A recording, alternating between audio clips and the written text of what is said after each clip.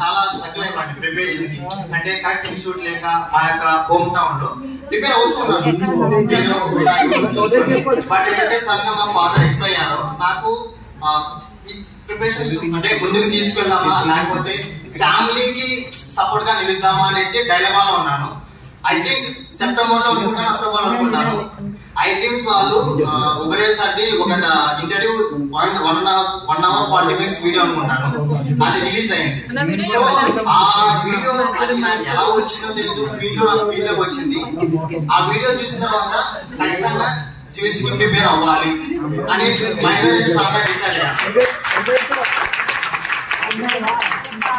So అప్పుడు నా దగ్గర అమౌంట్ లేదు, ఫీ పే చేయడానికి అమౌంట్ లేదు. బట్ ఎలాగైనా ఏకంలో జాయిన్ అవ్వాలని డిసైడ్ అయ్యాను.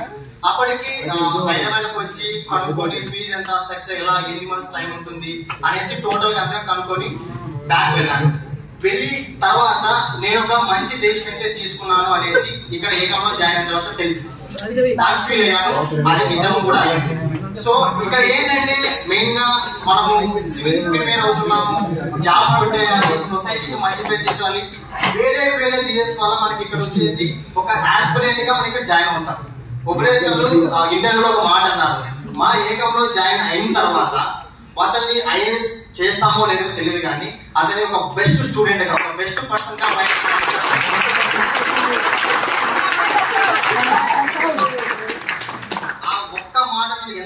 ఎందుకంటే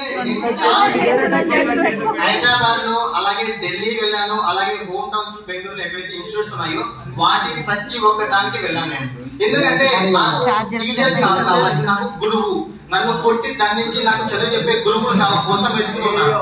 సో అలాగే నాకు ఏకంలో ఒక్కసారి కాదు, ఒక సబ్జెక్ట్ అనే కాదు, చాలా చాలా సబ్జెక్టులలో ఇప్పుడు రసూల్ సార్ కానీ, విజయ్ సార్ కానీ, ఉబరే సార్ కానీ, నాట్ ఓన్లీ టీచింగ్ స్టాఫ్, ఎప్పుడైతే నేను ఆఫీస్ రూమ్ కిందికి వెళ్తానో నాన్ టీచింగ్ స్టాఫ్ ఉంటారు, వాళ్ళ దగ్గర నుంచి కూడా నేను చాలా విషయాలు నేర్చుకున్నాను.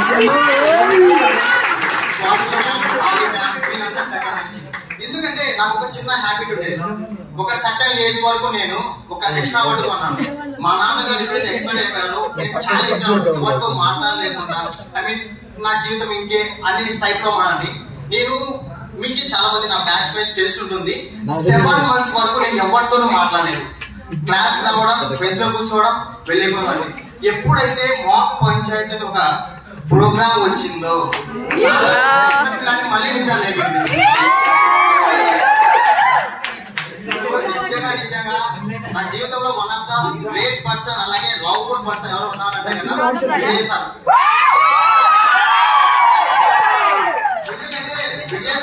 విజయ్ సార్ నన్ను మామూలుగా క్యాజువల్ గా పేరుతో పిలిచి చెప్పున్నానని మాట్లాడేవారు.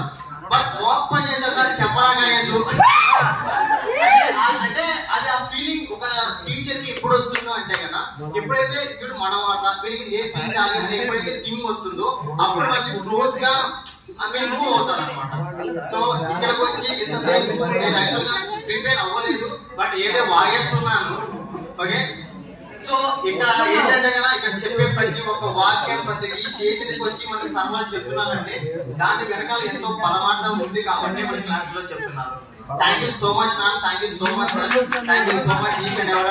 అండ్ అన్ని చెప్పాను, లాస్ట్ లో చెప్పబోతే ఎలాగా, మీరు చిన్నపిల్లలా ఇంకా ఏ లాస్ట్ బెంచ్ ఏ దెబ్బలు పట్టారు.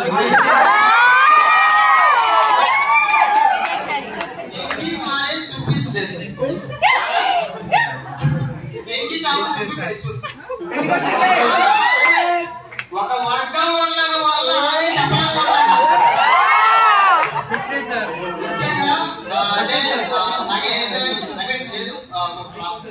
సాడ్నెస్ కానీ పోయితే బాధలు ఏవైతే ఉంటాయో వాటిని పోవడానికి నాకు హిస్టరీ క్లాస్ అనేది one of the blissful thing నా లైఫ్ లో. ఎప్పుడైతే ఐ మీన్ సరికి ఆ రోజు వెళ్ళేటప్పుడు ఎంతో బాధపడ్డాను, ఆ రోజు చాలా ఎంజాయ్ చేశాను నేను. ఎందుకంటే ఏదైతే సార్తో ర్యాపో మెయింటైన్ చేస్తామో ఓన్లీ సార్ మాత్రం కౌంటర్ వేసేవాళ్ళు మధ్య మధ్యలో వేసేవాళ్ళు. బట్ నాకు దొరికిన ఛాన్స్ ఆ రోజు రసూల్ సార్ మాత్రం బాగా ఆడుకున్నారు. ఆ రోజు five maybe with in 1 week or 2 weeks లో ఒక వీడియో రిలీజ్ అవుతుంది. 5 వీడియో అది చూసుకోండి అందరూ. Okay, thank you so much. Thank you everyone. Not only teachers, నాకు ఇక్కడ టీచర్స్ కాదు చాలా మంది సీనియర్స్ కూడా నాకు ఇక్కడ గురువులే అనమాట.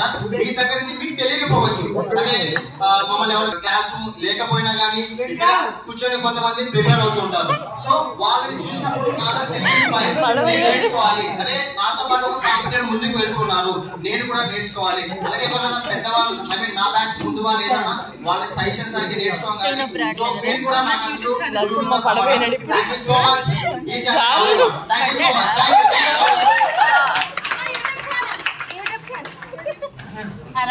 So much.